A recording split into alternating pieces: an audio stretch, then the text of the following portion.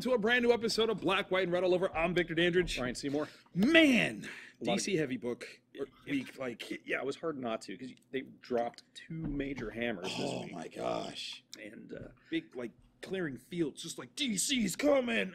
Yeah. Well, I mean, there were other like I think Amazing Spider-Man 798 was originally slated for this week. But they got pushed. Yeah, that got pushed. Action Comics, Right. Thousand, I think, was this week also. But then they got pushed. Yeah, because these two titles, Doomsday Clock and Dark Knights, they kind of need their own spotlight. Yeah. I mean, you don't want to necessarily have them compete, even amongst DC-ness. Yeah. Like, it's almost bad enough having them compete right here, Right. but, you know, it's... Yeah, which is weird, like reading them both. Right. I ended up comparing the two. I totally did too. Yeah. Oh my God. Okay, so it's not just me. No.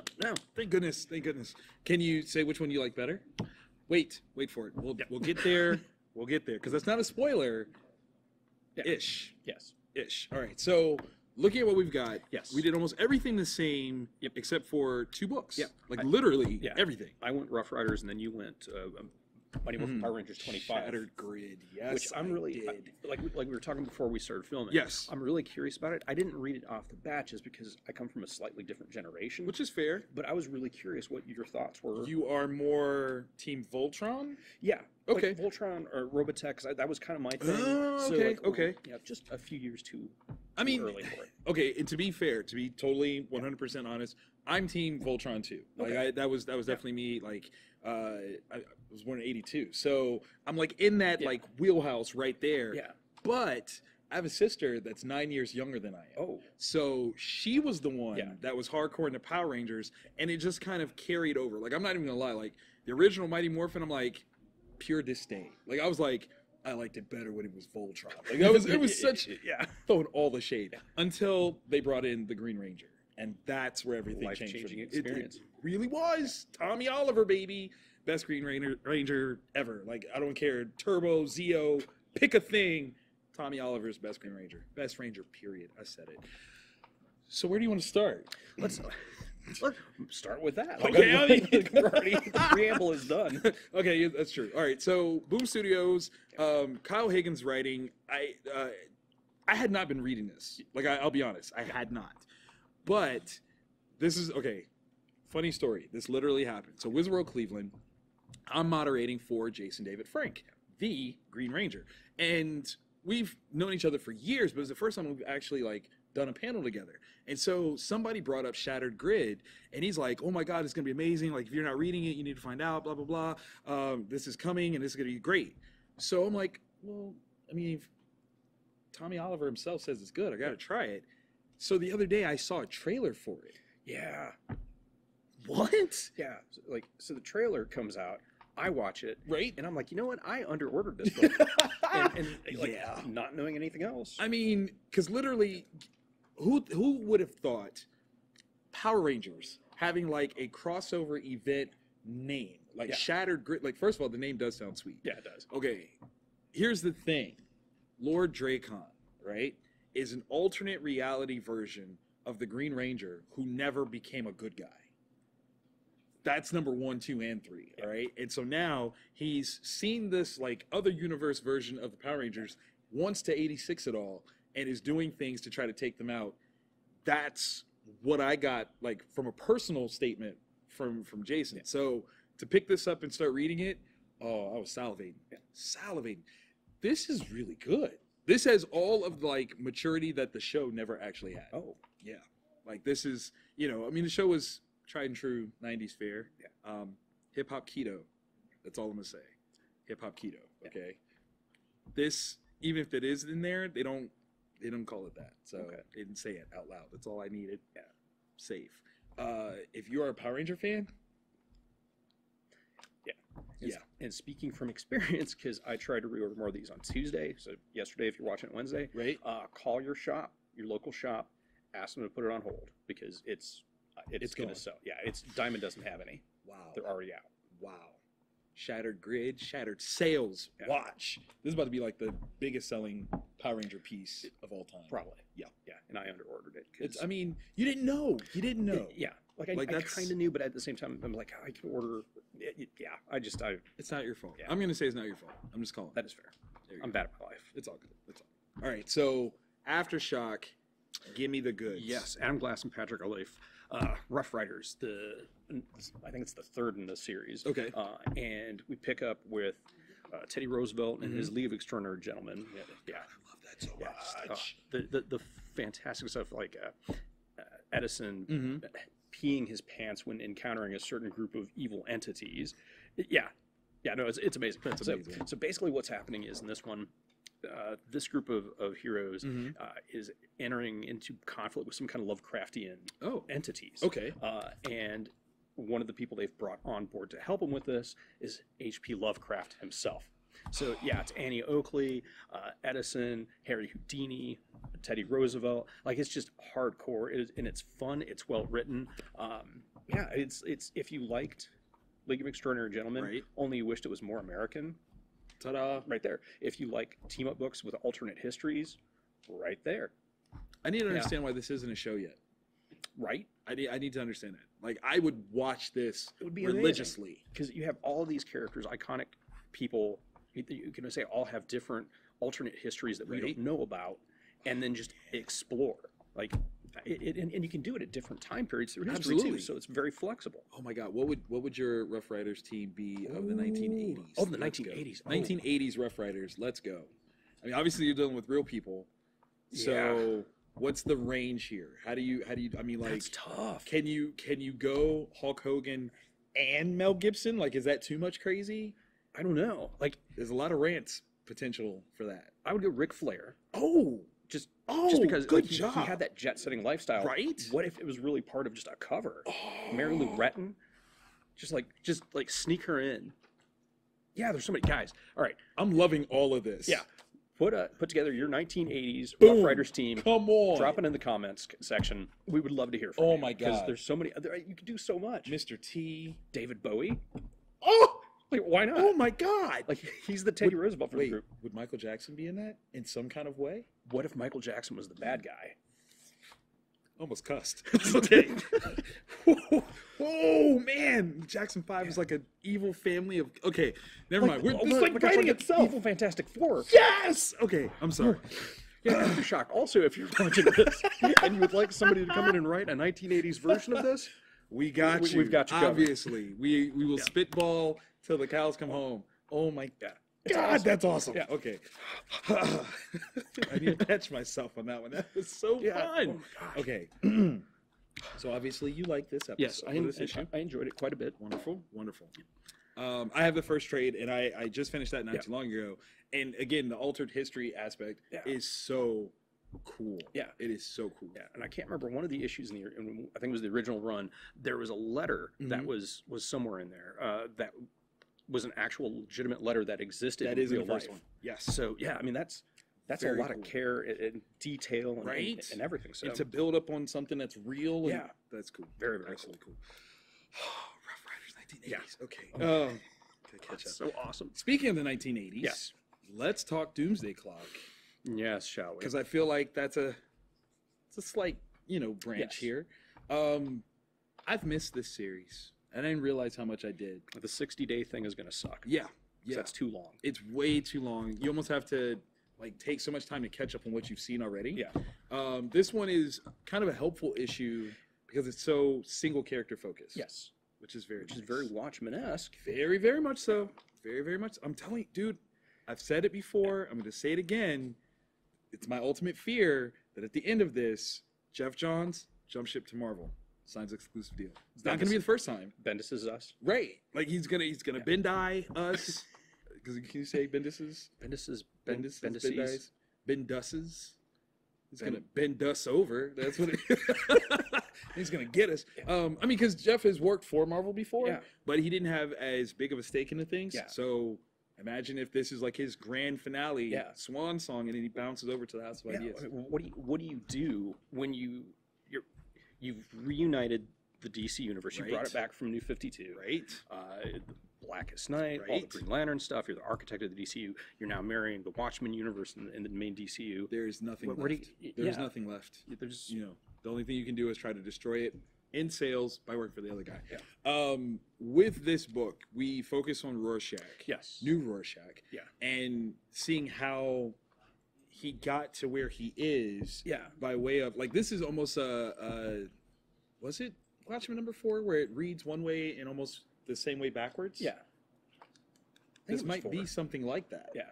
Because it's, you know, very thematically the same of exploring these ideas. Yes. Gary Frank's artwork, Top notch. that's a master. Yeah. That is a master at work. Like, there's no two ways about it. Because Wow. it's rivaling. I hold the original Watchmen in such a ridiculously high esteem. Of course. His work thus far is rivaling Gibbons. Yes. Like it's just Yes. perfect for each scene, and the way he slightly draws the characters differently in the different places that we find him in this. It's still wonderful. Yeah. It's wonderful. Like, I believe like these are real people, not just illustrations. Yeah. Yeah. Like the person here that we're reading about in this issue, I felt for him. Right. Because he's not just some bag of crazy. Like, there's a legit reason he is where he's at. Exactly. And the way the government was treating the people, like reading their reason, I'm like, well, that makes a lot of sense. Right. Like, you almost want to say that they're the bad guys, but realistically, no. Yeah. Based on the intel that they've gotten, it's a reasonable reaction. I mean, you got to protect yourself. Exactly. So I can't be mad. Yeah. This one definitely made me smile. I enjoyed it. It was very. The wait sucked, but it was worth it. Right. I agree. Hit-Girl #2. Hit-Girl Columbia #2. The second panel in the book, I laughed out loud. As well you should. As well you should. From start to finish. Okay, the speed, of course, of this story is just magical. Yes. Right? The hilarity of the arsenal that we have here.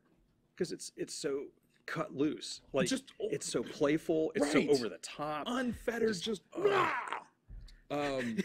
yeah, the one gun and then the yes.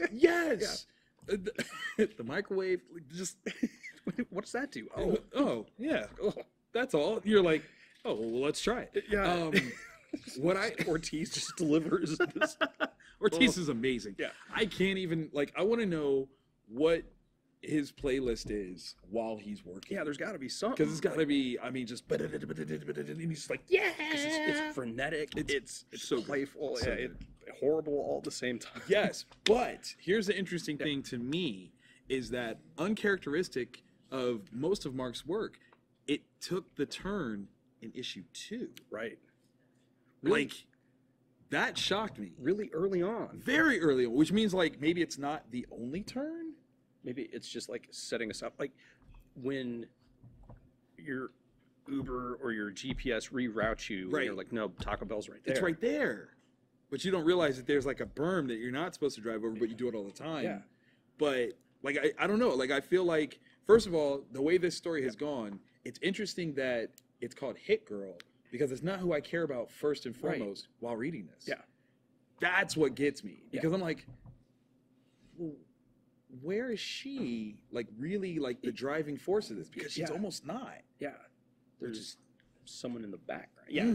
It's amazing. It's if you like violence, if you like it's if you like the humor and the pacing of the Chrononauts, yes. But the next level absurd violence, it's a marriage made in heaven for you. It's fantastic. Can we just say that it seems as though Mark may be a fan of Tom King almost as much as we are?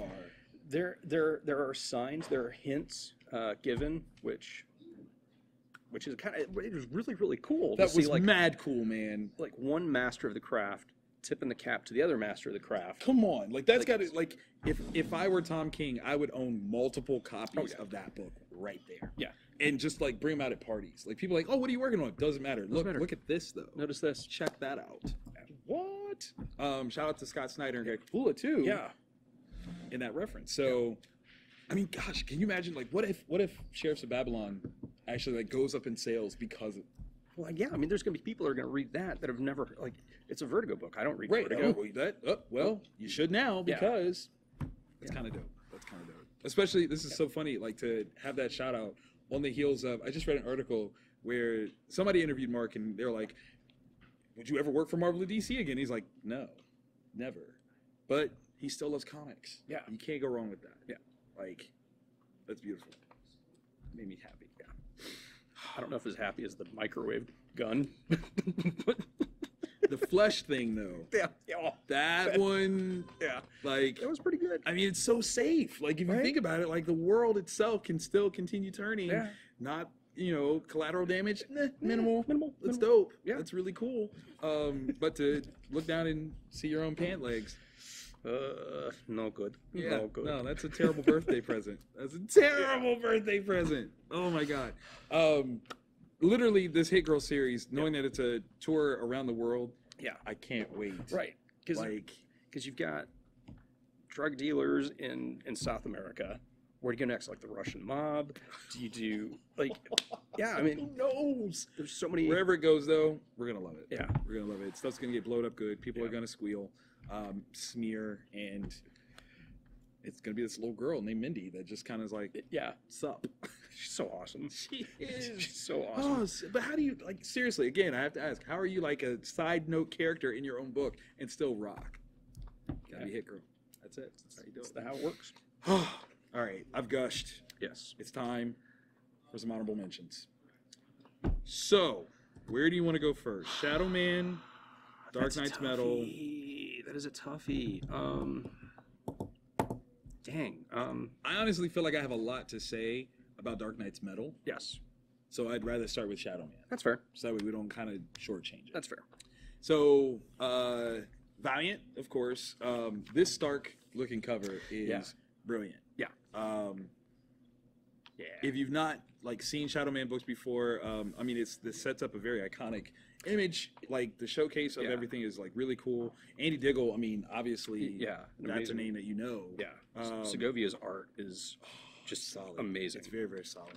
So here's the thing. All right. As far as Valiant books go, Shadowman was one that I didn't really jump into. And I almost always put it up there with like Doctor Strange or, Doctor Fate books. Like I wasn't really a magic guy. Yeah, and I can see easily where it gives that off. Right. And if you're not in Midnight Suns or anything like that, you're just gonna be like, well, Well, it's not my cup of tea. But it actually, like in reading it, made me respect more of what Valiant does by having these different lanes for you to jump into. So you got your mercenary type guy, you got your superpowered power suit guy. Like there's so many different things that they have. This is just a different branch. yes. Um, You don't need a lot of like much of the Valiant stuff now. right. It's very open, very accessible. It You don't need to is. know the whole backstory of the character to jump in. But it does seem to help. It does. Like if you know some stuff, you will enjoy this that much more. Yeah. That was, it's one of the things I think like this current run of Valiant stuff has been really, really strong with. Yeah. They really know how to bring you in, whether you're familiar with it or not. Yeah. Which is cool. I don't know how to describe this. Like the very voodoo-esque nature of this. Yes. I am fascinated. Yeah, because there's this depth. Because it looks like it's not just one, but it's some very similar Yeah. like offshoots and good magic, bad magic, Right. magic. Like I don't even know what that means. But I'm interested now. Yeah. Like I'm so on board with this. Like it was one of those things where, again, not necessarily my cup of tea, but I'm glad I drank it because this is really good. Yeah. Like really good. I'm definitely on board for issue 2. Yeah. Definitely on Very, board for very that. I want to know what happened to the boat. Right? Because it had to have gone somewhere. It had right? to go somewhere. I'm just curious. Yeah. Like, did they catch up with the guy? Did they not? I don't know. Yeah. I just really want to know what happened to the boat. Maybe that's just me. It doesn't even have anything to do with the story. Yeah. I just am curious. Yeah. Boat guy. Right. What happened? Yeah. There's still. Yeah. They haven't resolved what happened in the swamp. That's what I'm saying. But like in a way that you're like, so what did happen? Yeah. I'm just curious. Yeah. Just throwing it out there. Good book though. Yeah. Oh. Yeah. Yeah. Very, very, very, very, very much enjoyed it. Yeah. All right. Dark Knight's Metal #6 finally here. Scott Snyder, Greg Capullo, Jonathan Glapion, my guy. FCO. Oh, remember when FCO used to color Invincible? Yeah. Final trade came out today. Felt a certain kind of way. I'm sorry. Overall, my feeling on Metal. I have no idea if I liked it. I don't know yet. It there were aspects of it, especially at the end, that I mentally was like, okay, this is supposed to be epic, Right? but I don't know that I felt epic. That is it 100%. 100%. which is frustrating. It is, and what's interesting. All right, let's see how you feel about this. Yeah. So just recently, I nabbed a copy of The Art of John Romita Jr. Okay. Specifically his Marvel stuff. Yeah. And he was talking about how prolific of a storyteller he is, and for my money, I think Greg Capullo is in that same place. Okay. Stylistically, you know his work when you see it. Yeah. He goes hard on the page. Yeah. Like, there's no two ways about it. And I almost wonder, like, would I have liked this better under John Romita's storytelling versus Greg's? I don't know. Yeah. And like that's kind of where I'm at with this one, because I'm not sure where my true disconnect was. Because I mean, there's a lot that happens here. Yeah, and I think that's for me where I became disconnected, because there was so much happening. Maybe that's what it is. Maybe that's what it is. If we cut out the music aspect, right? You're just a couple things, pair those out, just have a little bit more streamlined of a story. Maybe that might do it for me, because like in the midst of all this, I even read Multiversity. Yeah. And because they're leaning towards that, and even that like didn't necessarily open up everything to me, but like I tried. I was like, I'm gonna try to read this too, and maybe it's gonna make me love it more. It just didn't quite do it for me, which is frustrating. I wanted to love it. Like it's not that it's bad. It's not bad. It's not bad. It's just I don't love it. Yeah, I don't love it. Yeah, I'm not. It's to me, it's the dark victory to what I wanted in Long Halloween. Okay. Yeah. I adore Long Halloween. Like that's my thing. Dark Victory was good, but it wasn't Long Halloween. Yeah. And maybe that's how I feel about this. I was looking at Court of Owls and City of Owls, and this isn't that. Yeah. So that's me. Yeah. And it sounds like I'm not alone. Yeah. Which makes me feel better, because it got dark in there. Yeah. What might be is since it came out the same week as Doomsday Clock, right? It automatically. Which one did you read first? I read this one first. So I did read Doomsday Clock last. Okay, so did I. Yeah. Okay, so it's kind of, and you did say about comparing. So in terms of comparison, Doomsday Clock definitely seems to be a little bit more decompressed and stretched out. Yeah. Which lets it breathe a little more. Yeah. because it is deep too. I mean, it's got a lot of stuff. Maybe that's what. But I mean, could you really have stretched this out more? I mean, how many different tie-in issues did it actually have? Because there was the ones in the regular issues. Yeah, there the were one-shots. Yeah, I don't know. There was something.